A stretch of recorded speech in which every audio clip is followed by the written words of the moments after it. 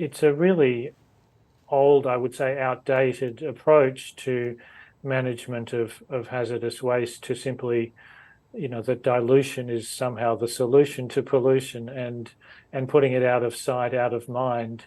In common territory, it takes it out of Japan's jurisdiction once it's in the water, but of course then it creates a transboundary and transgenerational pollution problem.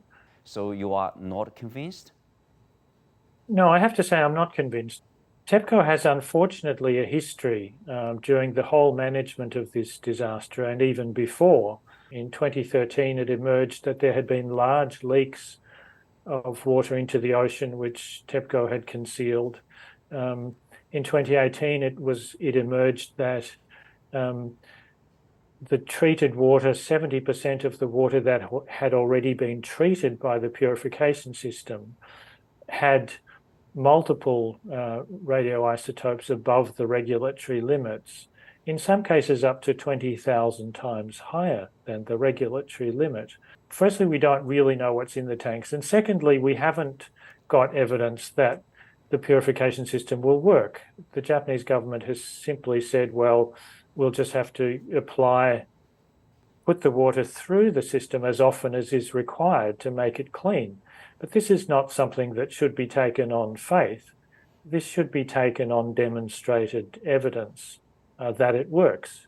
So this is really a leap of faith. We don't know that the system works as intended.